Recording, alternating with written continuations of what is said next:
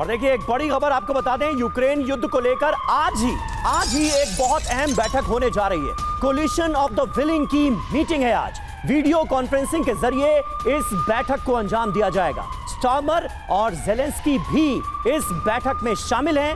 France के राष्ट्रपति Macron भी मीटिंग में होंगे, लिहाजा इस मीटिंग पर भी सभी की नजरें हैं। क्या निकल कर आता है टीवी 9 भारतवर्ष सबसे पहले आपको बताएगा।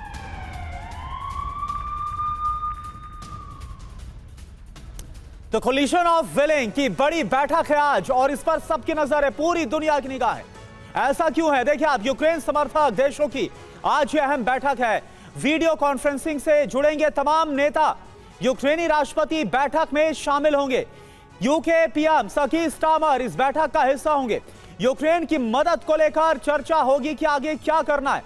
रूस से शांति समझौते पर भी मंथन होगा।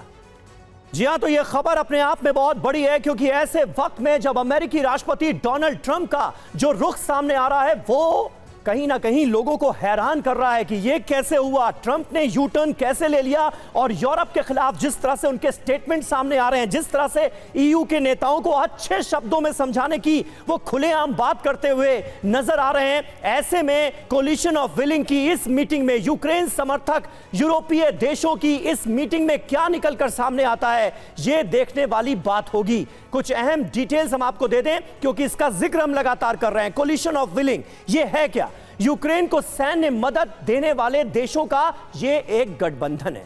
सबसे पहले ब्रिटिश पीएम ने गठबंधन की बात की। गठबंधन का मुख्यालय पेरिस में बना।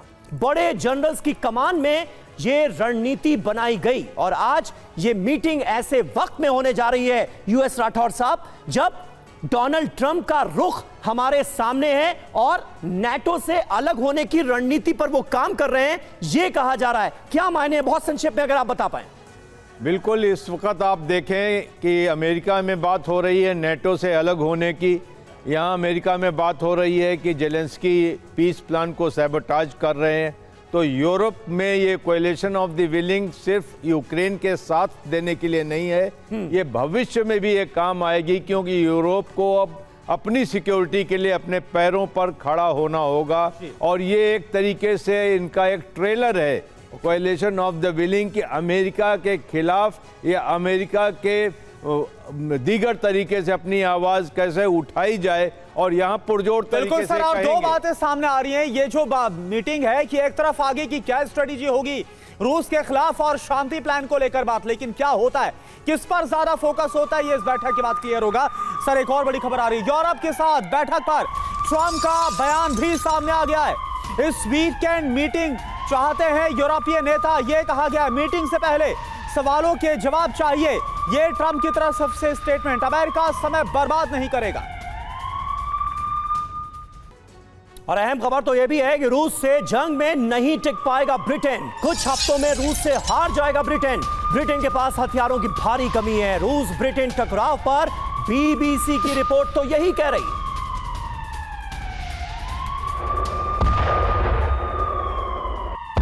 तो रूस वर्सेस ब्रिटेन युद्ध, कुछ हफ्ते की जंग। जी हां, जो बीबीसी की रिपोर्ट है उसमें दरअसल कई बड़े दावे किए गए हैं। कुछ ही हफ्ते टिक पाएगा लंदन, ये खुद बीबीसी की रिपोर्ट में कहा गया है। ब्रिटेन के पास हथियारों की भारी कमी है।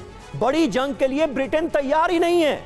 यूके के पास मेडिकल सुविधाओं का भी अभाव है। कम्युनिकेशन ब्लैकआउट का भी खतरा मंडरा रहा है। बीबीसी के हवाले से, सोर्सेस के हवाले से जो जानकारियां सामने आ रही हैं उसके आधार पर यह दावा किया गया है।